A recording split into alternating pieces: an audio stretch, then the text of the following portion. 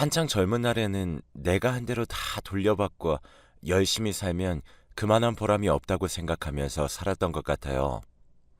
그런데 결혼도 하고 자식도 낳아보니 그게 그렇게 뜻대로만 되는 건 아니라는 것을 알게 되었답니다.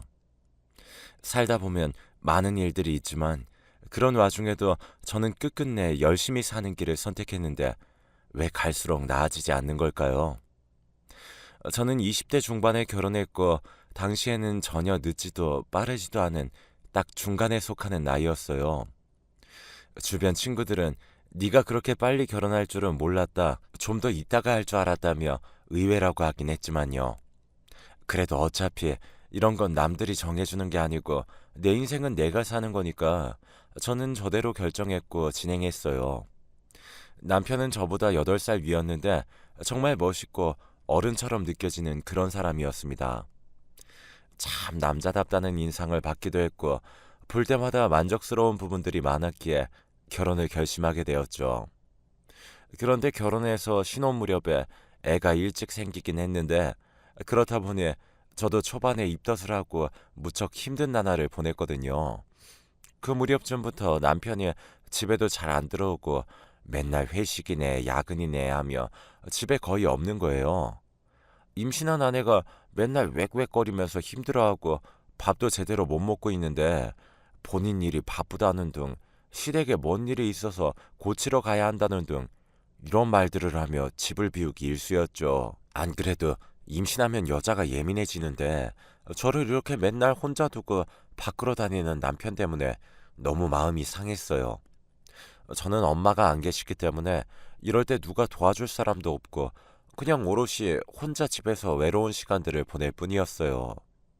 남편은 제가 아무리 붙잡고 흔들어대도 대꾸도 하지 않고 잠만 잘 뿐이었고 절 완전히 무시하고 있다는 게 느껴졌어요. 그러던 와중에 정말 너무 화가 나 참을 수 없는 일이 벌어졌는데요. 사실 남자가 이렇게 밖으로 돌면 뻔하다지만 역시나 제 남편도 그 비슷한 일을 하고 있었더군요. 임신한 아내를 두고 매일 그렇게 회식 핑계를 대며 총각 친구들과 밖에 어울려 다니면서 술집을 다니고 바람도 마음껏 피워대고 있었던 거예요. 이 사실도 제가 어떻게 알게 되었냐면 똑같이 고주망태가 된 웬 친구를 같이 집에 데리고 들어왔던 날 때문이에요. 새벽녘에 문이 부서져라 발로 차대는 바람에 어쩔 수 없이 열어주었는데 혼자가 아니라 둘이 들어온 거예요. 그 친구는 같이 남편과 들어와서는 아가씨를 부르라는 등 이상한 헛소리를 해대고 있더군요. 완전 정신이 나간 채로 둘 다 현관 앞에 널브러져 있는데 저는 도저히 마음을 제대로 가눌 수가 없었어요. 당장 남편 옷을 뒤져보니 여기저기 술집에서 나온 듯한 영수증이 들어있고 말도 안 되는 금액들이 찍혀 있더라고요. 결국 임신 막달이 다 되어가는 임산부는 그 새벽에 잠도 못 자고 결혼 안 한 친구에게 전화해서 울며 하소연을 했어요. 친구 말로는 자기가 볼 땐 술집에 가서 엄한 일을 하고 온 것 같다며 제대로 야단치라고 하더군요. 이건 굳이 친구 입으로 듣지 않고도 제가 생각하기에도 충분히 그렇게 보이는 일이라 남편이 일어나는 순간 저는 붙들고 따지게 되었는데요. 적반하장도 유분수지라는 말이 왜 있는지 알 것 같더라고요. 저희 남편 같은 사람 들으라고 만들어 놓은 것 같더라고요. 이 영수증 뭐야? 당신 지금 임신한 부인 놔두고 밖에서 바람 피고 다니는 거야? 빨리 일어나 봐. 이에 남편은 거세게 성질내며 정말 믿을 수 없는 소리를 하더군요. 그때 옆에 같이 들어온 친구인가 회사 동료인가 하는 사람도 개슴츠레하게 눈을 뜨고 있었고요. 아, 자꾸 건드리지 마. 아, 졸려 죽겠는데 가서 해장국이나 끓여와. 어디 여자가 남자 하는 일을 하나하나 다 참견질이야. 얻어맞기 싫으면 국이나 끓여. 이 말을 듣고 너무 피가 거꾸로 솟아서 저는 감당되지 않았고 계속 남편 옷을 붙잡고 당장 일어나라고 실랑이를 벌였는데요. 그쯤 되니 옆에 있는 사람도 좀 정신이 들었는지 일어나서 말리려고 하더군요. 그런데 그 순간 남편은 저에게 적어도 자기의 아이를 임신한 아내에게 절대 해서는 안 되는 행위를 해버렸습니다. 이미 수십 년 전 일이지만 이 일만 생각하면 다시 남편 멱살을 붙들고 싶은 심정이에요. 남편은 계속 자기 양복을 붙잡고 소리 지르는 제가 성가셨던 건지 저리 가라며 저를 옆으로 확 밀쳐버렸어요. 저는 저보다 머리가 하나 더 크고 몸집도 큰 남편에게 내쳐져 몸에 심한 무리가 갈 정도로 넘어지게 되었죠.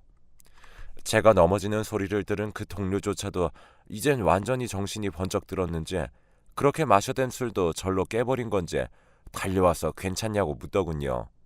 왜냐하면 당시 저는 아무리 대충 봐준다고 해도 배가 만삭인 임산부였어요. 당장 오늘 아기가 나온다고 해도 이상하지 않은 상황이었고요. 그런 상태로 밀려서 넘어졌으니 적잖이 무리가 갔으리라 생각했는지 그분도 정신을 확 차린 것 같았죠. 남이 봐도 당황스러워 달래기 일쑤인데 남편은 그 광경을 대충 보더니 짜증난다면서 그 길로 양복을 집어들고 나가버렸어요.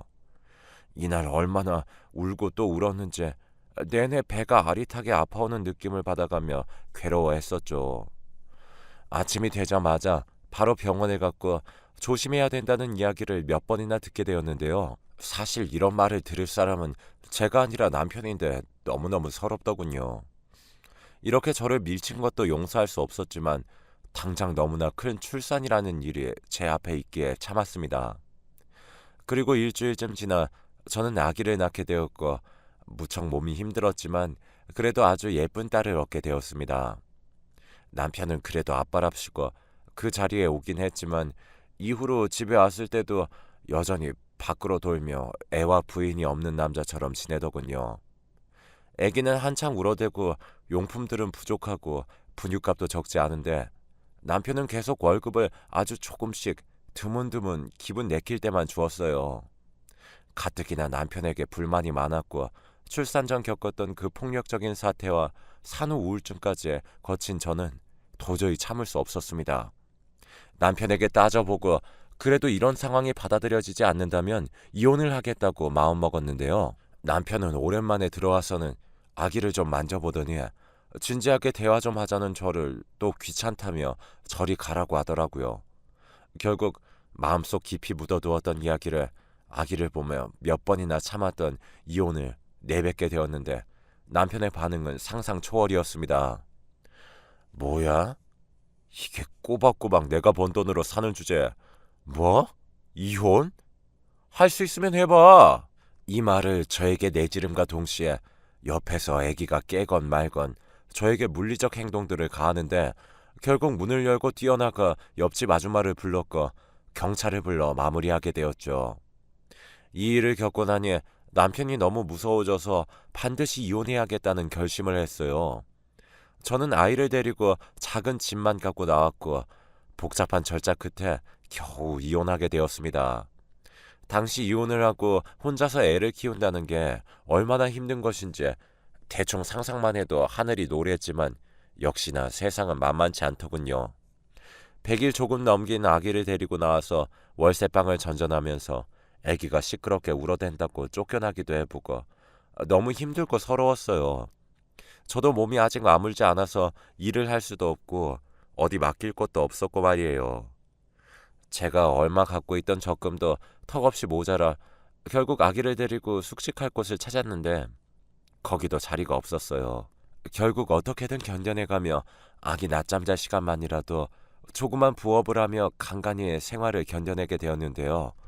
그러다 보니 그 지옥같이 힘들었던 육아의 날들도 차차 지나가고 아기도 밤에는 어느 정도 잠을 자고 낮에는 제 말을 듣고 조금은 컨트롤이 되는 시기가 되었답니다. 덕분에 저는 아이를 어린이집에 보내놓고 고깃집이며 여기저기 돌면서 무조건 일하게 되었어요. 중간중간 아이가 아프다고 하면 또 식당의 사정을 말하고는 제가 애를 데리고 소아과에 갔다가 집에 데리고 있다가 열이 좀 내리면 같이 식당으로 데려와서 안쪽 방에서 놀게 하게 하기도 했고요. 돌아보면 아이가 어릴 때 가장 힘들었던 것 같아요. 좋게 봐주시던 차장님도 애를 데리고 오는 날들이 빈번해지고 제가 자꾸 애 신경 쓰느라 일에 집중을 못하니 얼마 안가 그만두라고 하시더군요. 정말 이때는 맨날 울면서 출퇴근길 다녔던 것 같아요. 간신히 아이를 어린이집에 맡기고 거기서 연락이 안 오는 날에는 안심하며 퇴근을 했고요. 식당으로 전화가 걸려와서 절 찾으면 그땐 그렇게 절망스러울 수가 없었어요. 그래도 나 하나만 보고 있는 아이고 내가 목숨 걸고 낳은 아이니 모든 우선순위가 바뀔 수밖에 없었고요.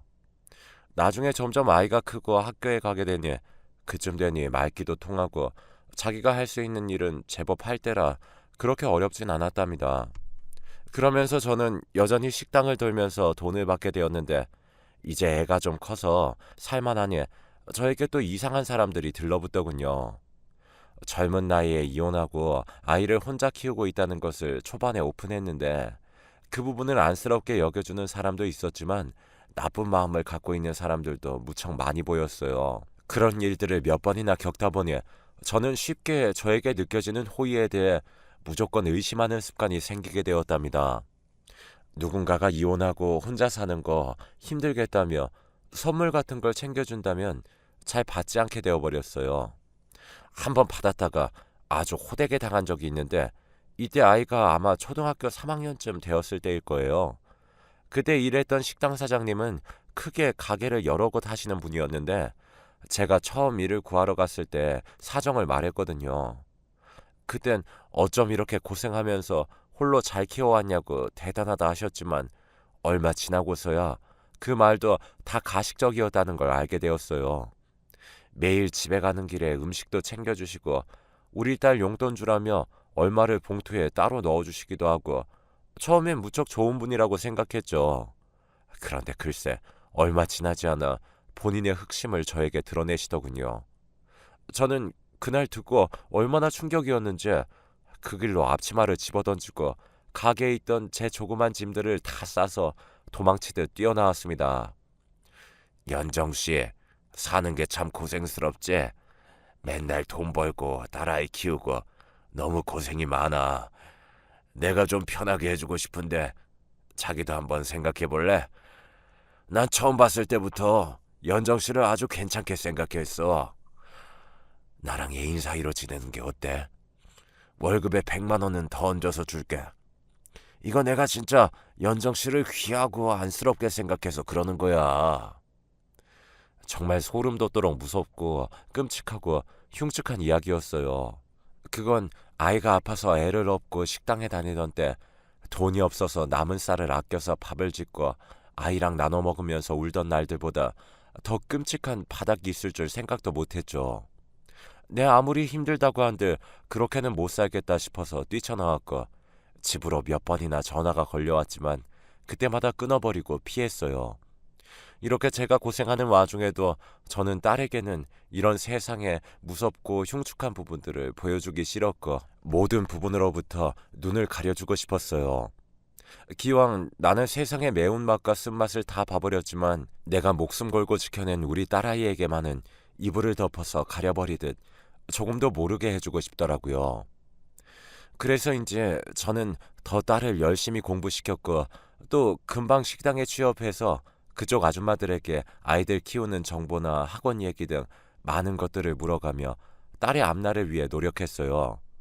사실 저도 한때는 한창 꿈이 많은 사람이었거든요. 그런 꿈들을 펼쳐보지도 못한 채 빠르게 결혼해서 힘든 생활을 하고 이렇게 자식만 먹여 살리고 있었지만 그래도 내 아이는 잘 되길 바랐어요. 다들 사는 환경이나 상황은 어떨지 모르겠지만 자식을 키우는 엄마라면 다들 그렇게 생각하잖아요. 나보다는 아이의 삶이 훨씬 더 행복하길 바라니까요.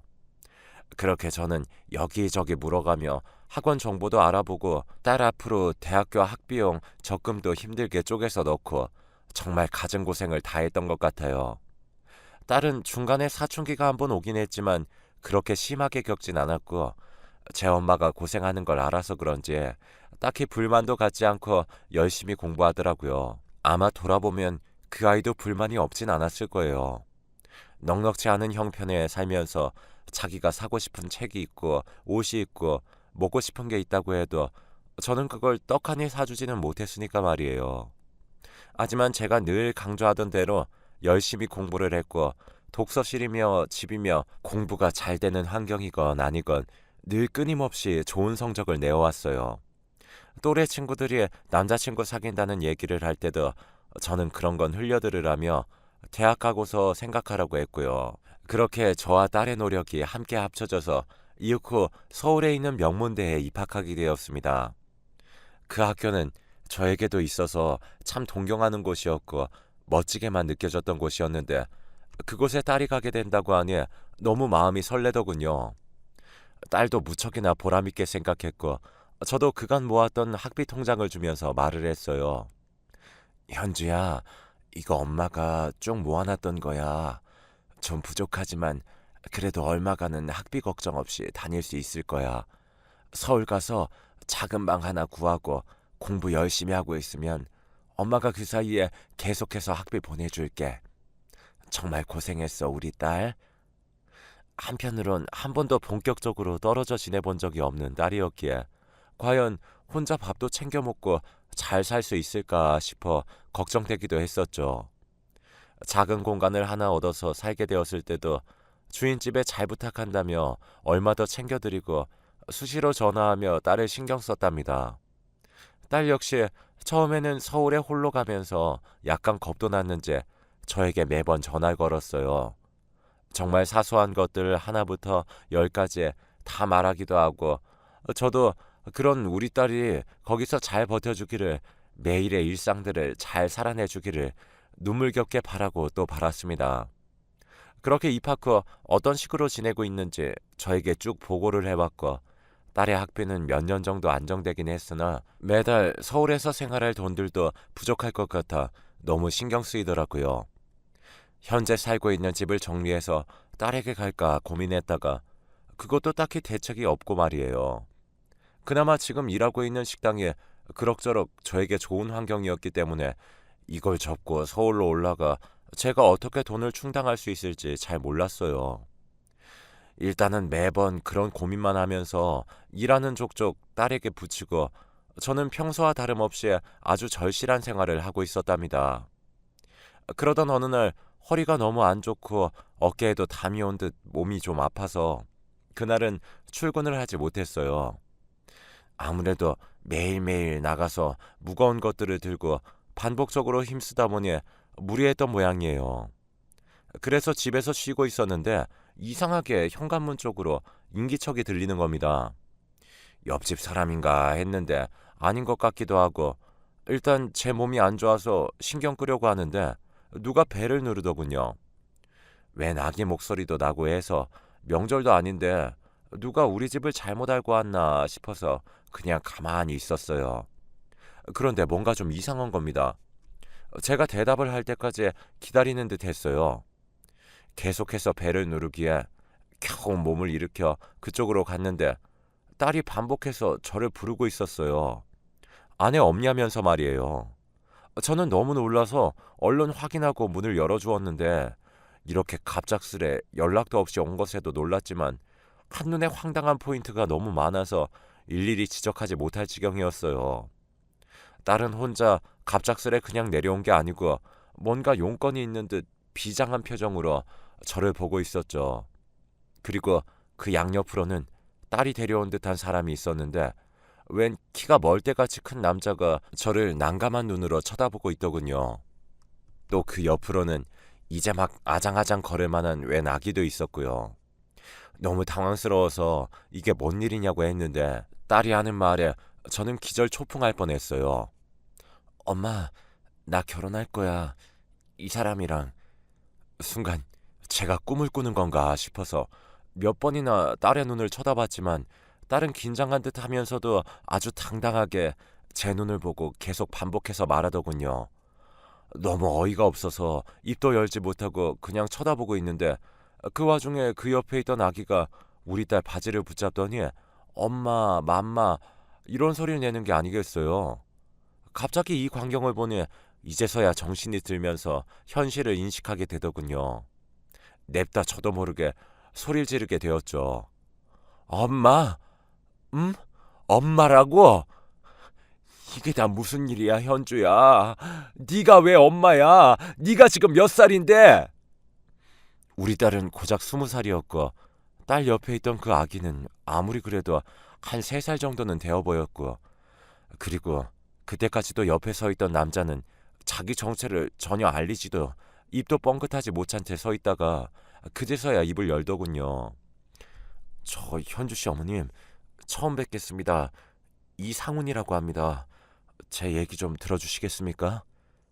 아, 이쯤 되니 머리가 너무 어지러워서 서 있을 수도 없는데 옆집 아주머니가 나와서 왜 이렇게 시끄럽냐고 하시는 바람에 결국 셋 다 집 안으로 들였어요. 거의 반은 넋나간 상태로 얘기를 들어보니 정말 가관도 이런 가관이 없더라고요. 앞서 제 얘기 쭉 들어보셨으니 아시겠지만 제가 어떤 마음으로 딸만 바라보며 힘들게 살아왔는지 알 수 있으실 텐데요. 그런 저에게 딸은 정말 발등을 찍어도 보통 세게 내려 찍은 게 아니었어요. 일단 불행 중 다행인 건 아무리 생각해도 시기상으로 맞지 않기도 하지만 그 아기는 딸의 아이가 아니었어요. 하지만 이게 문제가 아닌 게 딸은 그 아기의 엄마가 되기로 마음을 먹었다는 것이에요. 처음에는 듣고 무슨 자선 사업이나 봉사를 하려나 싶은 바보 같은 생각까지 들었죠. 아니, 그렇게 생각하고 싶은 심정이었습니다. 아무리 100번 양보하고 또 해도 이제가 20살이 되어 명문대에 진학해서 생활한 지 6개월쯤 된 아이가 17살이나 많은 아르바이트 가게 사장과 눈이 맞아서 결혼하려고 하고 그 남자의 아이의 엄마가 된다는 걸 받아들일 수 없었으니까요. 기가 막혀도 너무 막히는 게 같이 따라온 저 사장은 나이가 37이었습니다. 게다가 이혼한 여자 사이에서 저 3살짜리 아들을 홀로 맡아서 키우고 있었고 작은 카페를 운영하고 있다고 하더군요. 그런 와중에 아르바이트생으로 들어온 제 딸과 눈이 맞게 된 거예요. 알만한 거 다 아는 어른이 불과 몇 년 전만 해도 미성년자였을 아이에게 연심을 품어 동거를 시작하다뇨.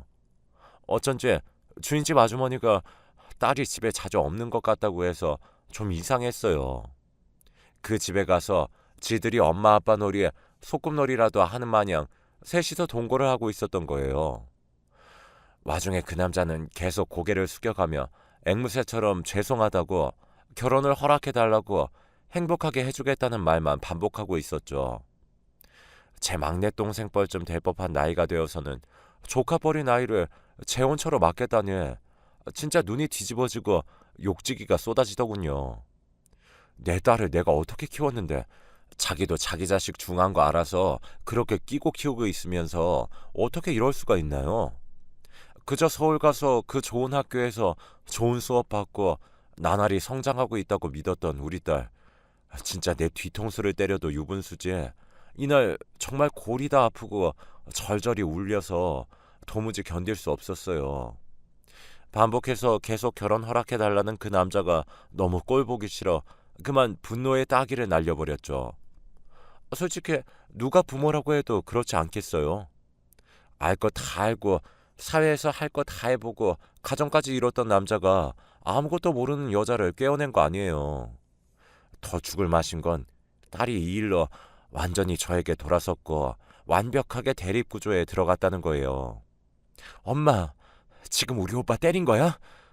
어떻게 엄마가 이럴 수가 있어? 우리 오빠 불쌍한 사람이란 말이야.